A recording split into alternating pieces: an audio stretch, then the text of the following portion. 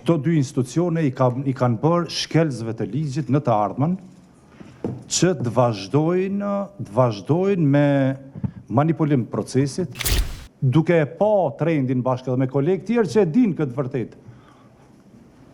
Dhe të mos merret asnjë veprim për shkak qoftë të ndërhyrjeve nga brenda a jashtë në këto institucione politike e parapolitike, është pak me thonë le të mbetet në ndërgjegjjen e tyre.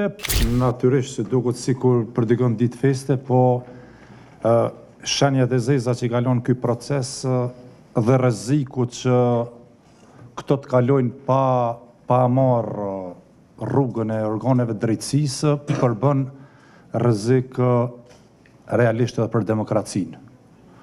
Deformimi i rezultatit që vjen prej hezitimit apo refuzimit të qoftë PZP-s, qoftë Supremës, kur faktet kanë qenë të renditura para sa lejojnë edhe aspekti edhe ligjor, po edhe procedurat administrative, përbën për mu një thirrje të hapur që këto dy institucione i kanë bërë shkelzve të ligjit në të ardhmen që të vazhdojnë me manipulim procesit, sepse e kanë mbështetjen e tyre.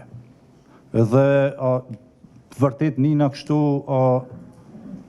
shumë i indinjum, edhe për një fakt se sot, kur ne po flasim tash këtu, dhe kur mund të merret vendimi, janë ca njerëz në ekranet televizive, edhe lider partish në shto, cilët zgërdhihen me lehtësinë që ata mendojnë që ja kanë hedhur pra, që ta mbulojnë një krim i cili është i pambulueshëm.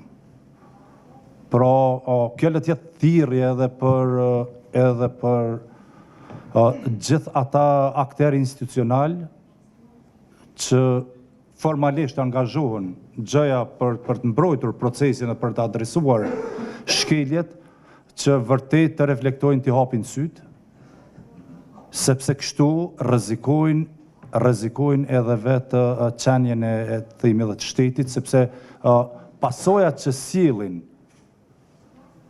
këto vendime nuk janë veç pasoja në individ, janë pasoja në vendimarrjen, pasoja në shoqëri. Dhe mesazhi që përçon te qytetari është mesazh që thuhet që mundi me bë çka doni se po t'jesh në mbrojtjen tonë dhe për çan mbrojtjen e tyre duhet pasur lidhje bizneso edhe kriminalin, ashtu, ja hedhni paç. Edhe ky është mesazh që unë nuk kisha dashur me pa në Kosovën e vitit 2025, 25 vjet pas luftës. Të kemi një situatë të tillë ku vrehen qartë shkeljet e bëra, manipulimi bërë, dhe të mos kemi veprimin e institucioneve që paguhen për ta kryer detyrën e tyre, e këto shkelje nuk i kemi paraqit vetëm ne dhe unë, që i kam bërë po dhe të tjerët në prokurorinë e shtetit, si antari KQZ-s, duke e pa trendin bashkë edhe me kolegë tjerë që e din këtë vërtet, dhe të mos merret asnjë veprim për shkak qoftë të ndërhyrjeve nga brenda a jashtë në këto institucione politike e parapolitike, është pak me thonë le të mbetet në ndërgjegjjen e tyre, po unë uroj që të ndodhë një vetting, e të ndodhë një proces i tillë që na heq bërllogun prej këtyre institucioneve, gjitha institucioneve, ku ka bërllog tillë i cili na mbulon edhe na pamundson votën e lirë, vullnetin e lirë qytetarëve, edhe institucione që janë edhe të përgjithshme edhe kredibile, po natyrisht që pasojat nuk do të jenë vetëm në nivelin e përfaqësimit në kuvend, po do të jenë edhe në demokracinë e brendshme, edhe brenda partive politike. Shembulli është i keq që nuk e di fëmijëve në shkollë kur shkojnë që tregojnë për PZP-n apo Supremën, për këtë rast, çka kanë me ju tregu? Çka kanë me ju tregu? Qysh mbroni kriminal, themi pak është me thonë, që vjedhin vullnetet qytetarëve në mënyrë të organizuar dhe ato i shndrojnë në mandate?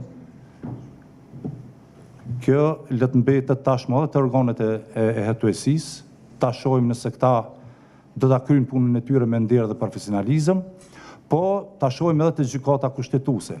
Derisa fatkeqësisht kolegët e mi dhe institucionin tim këtu e shoh të dështuar në këtë drejtim, sepse kanë vrejt, kanë pa, edhe heshtin, edhe nuk e flasin, edhe nëse sot i ndodh dikujt, nesër kom i ndodh dikujt tjetër, nëse ne vazhdojmë me hesht.